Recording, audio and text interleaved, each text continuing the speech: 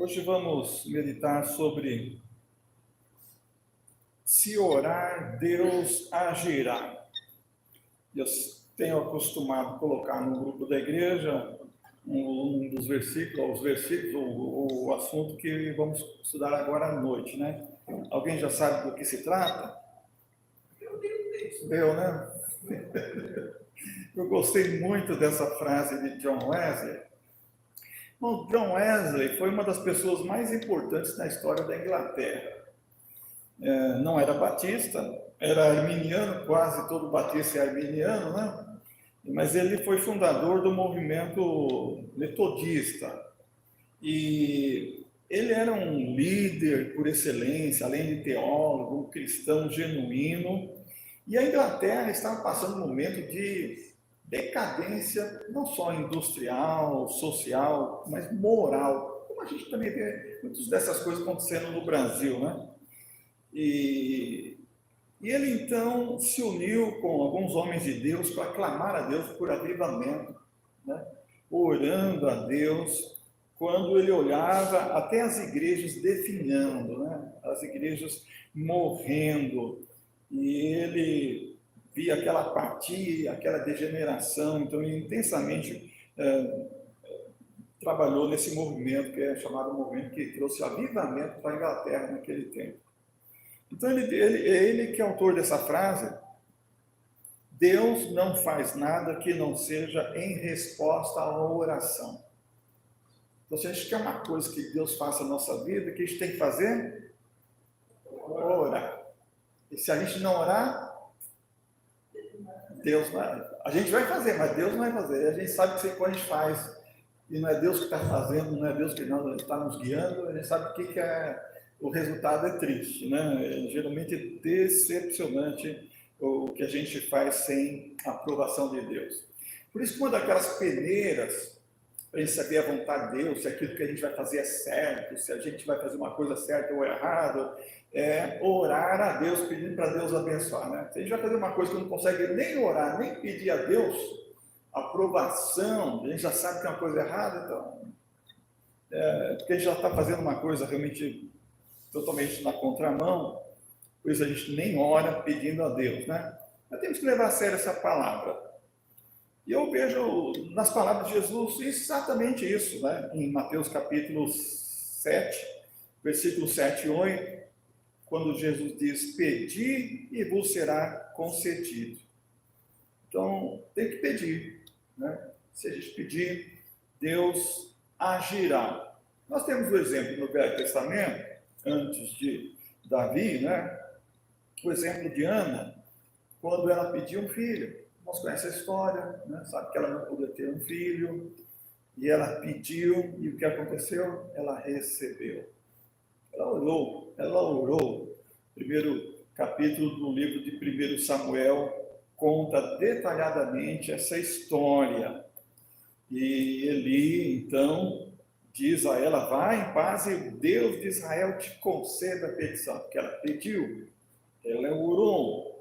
Nós temos Davi, que nasceu um tempo depois de Ana, e ele é um homem de oração. Vemos um exemplo de oração dele no Salmo 27, quando ele diz: uma coisa pedi ao Senhor e a buscarei, que possa morar na casa do Senhor todos os dias da minha vida, para contemplar a formosura do Senhor e inquirir no seu templo. E sabe que Davi dizia essas coisas justamente em momentos de perseguição, está fugindo de Saul, da perseguição do próprio filho, que teve que fugir e se esconder no deserto.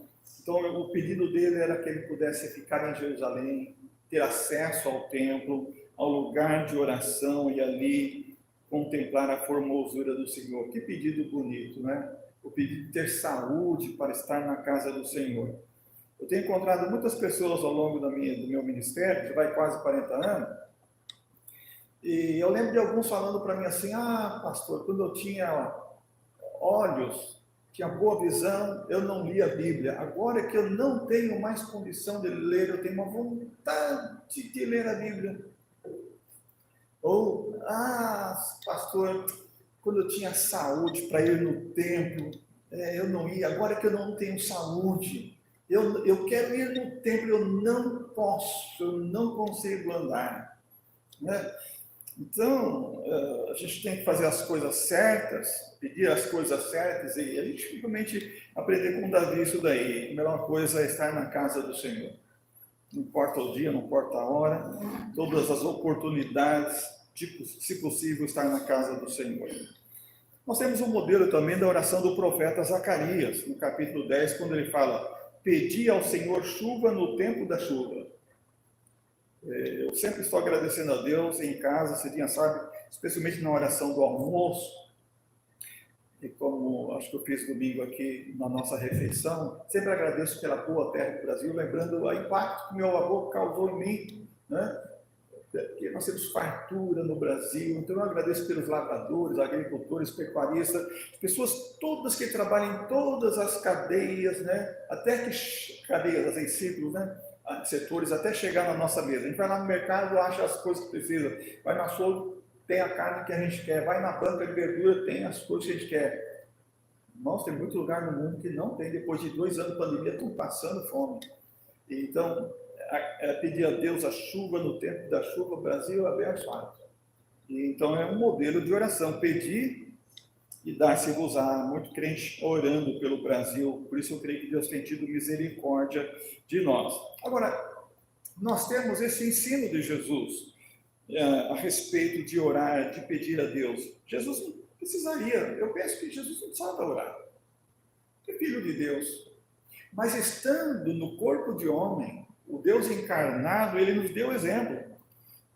Lucas capítulo 6, quando Jesus estava para escolher os 12 apóstolos, diz, Lucas 6, 12, que Jesus passou a noite em oração a Deus. Passou orando para que Deus abençoasse aquele ministério que estaria sendo formado, que eram os seguidores de Jesus, os primeiros seguidores, chamados apóstolos, que foram as colunas da igreja primitiva.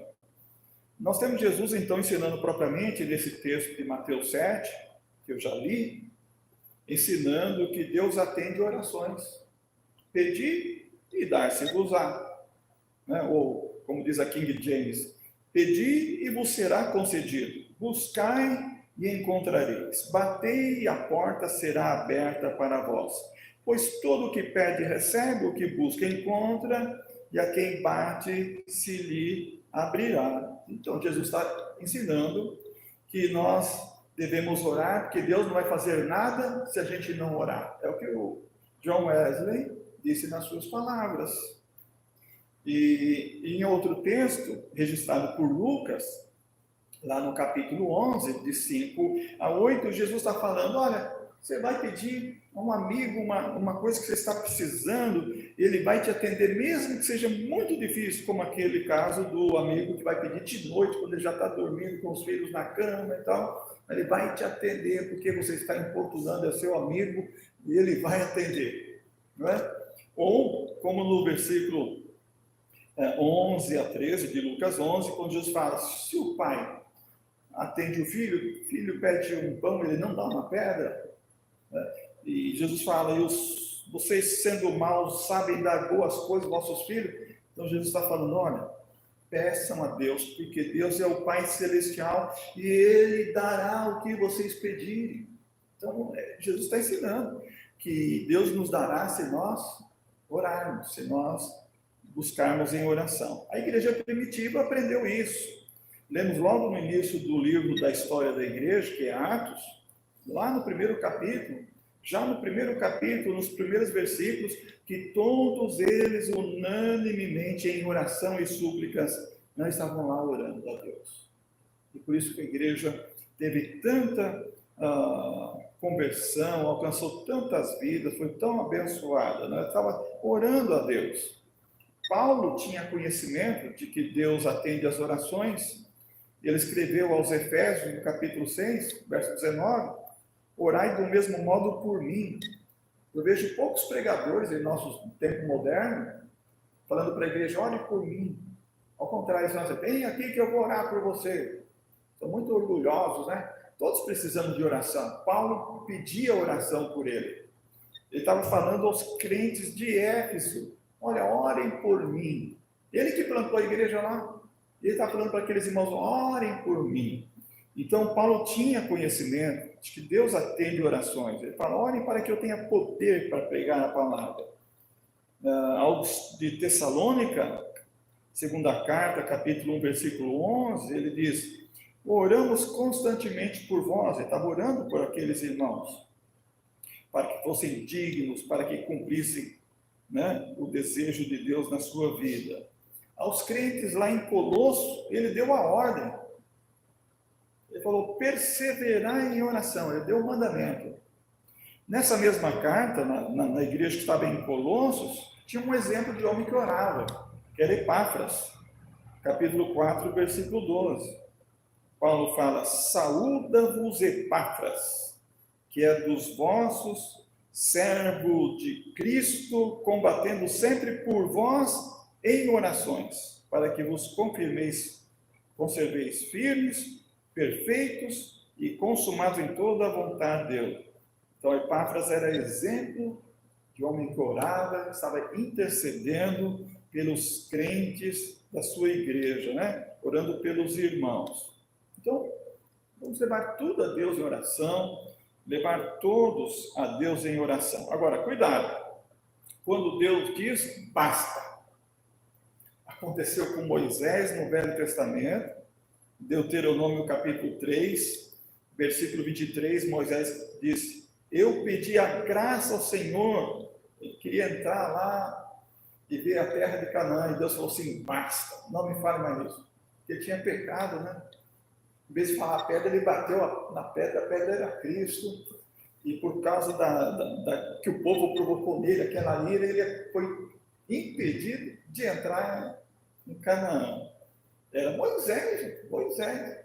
Então Deus falou para Moisés: basta, não me fale mais sobre isso, você não vai entrar.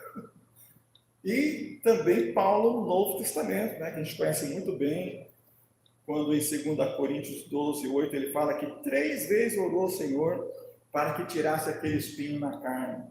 E Deus falou assim: a minha graça te basta, não fala mais disso. Então a gente fala orar, vamos pedir, e Deus vai operar, mas cuidado, se Deus falar, basta. Né? Isso não, né? A gente não insistir com Deus para que isso não venha trazer algum dano na nossa vida.